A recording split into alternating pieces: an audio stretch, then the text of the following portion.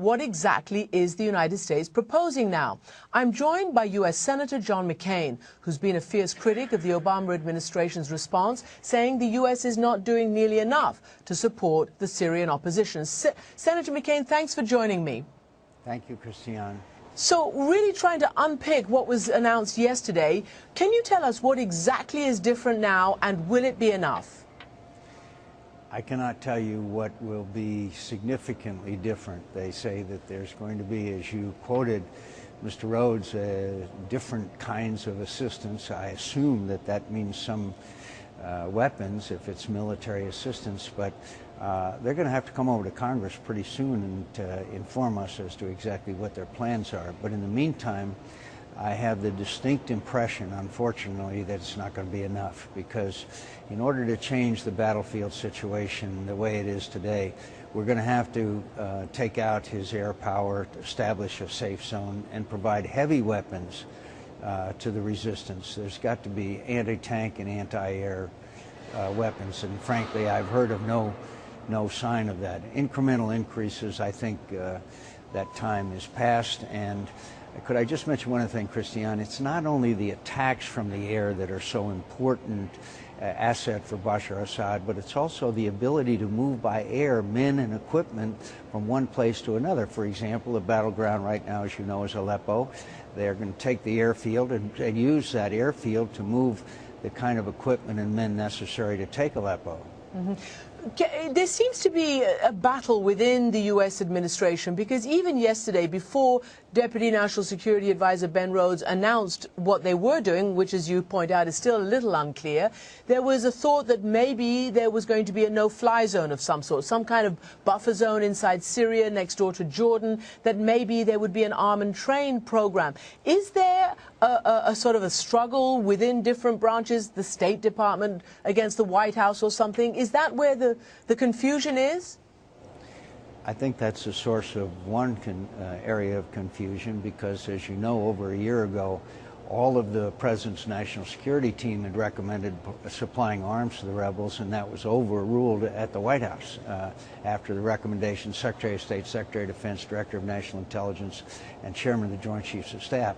So I don't think there's any doubt there are divisions. Now, we are reading that those divisions are between Senator Kerry and new National Security Advisor Susan Rice and Secretary of Defense Hagel and Mr. Donilon. But look, those are all things that are in the media, but there's no doubt that, in my view, what is very curious is that the President of the United States himself didn't come out and say what the United States plans to do. I mean, if this is an escalation, I think the people of the United States deserve an explanation. And if he wants support, he's going to have to talk directly to the American people. Now, you mentioned the American people, and there are obviously polls which show that the majority don't want another military adventure. However, that does change when you add the chemical weapons component. I want to ask you, because you were speaking with former President Clinton, and it's been much publicized, that he said to you that, polling was not, a way to make decisions on these kinds of issues. Can you give us a little bit of a flavor of what he said to you? Well, I think what President Clinton was saying is something we all know, and this was his experience in Bosnia and Kosovo. As you recall, President Clinton, when he made the decision, and maybe it was a little later than some of us wanted, but the fact is, he spoke directly to the American people as to why it was necessary for us to stop the genocide after Srebrenica in Bosnia.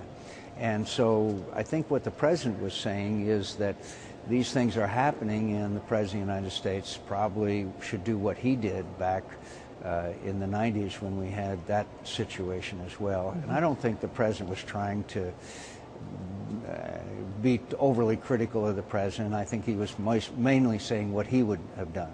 And now let me ask you, because there are reports even today coming from the White House, it's been reported that senior officials are saying that it would be much more difficult, much more costly to put up a no-fly zone in Syria than, for instance, they did in Libya, and that there was no long-term U.S. interest in, quote, an open-ended intervention that it would include a no-fly zone. What is your response to that? How many times have you and I seen high-ranking officials, frankly, unfortunately, in uniform as well as out, that will tell you all the reasons why we can't effectively intervene? And the one question that needs to be asked is, what happens if we don't? It's becoming a regional conflict. Massacres are taking place. 93,000 people.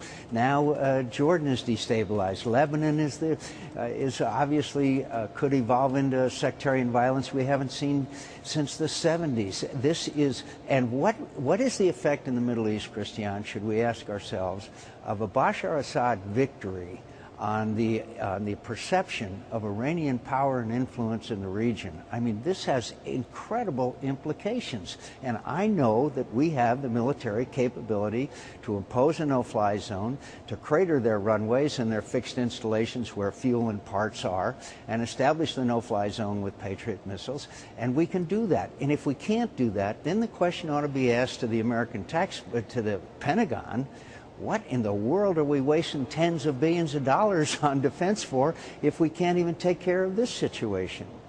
As always, great to get your insights, Senator McCain. Thank you for joining me from Capitol Hill. Thank you.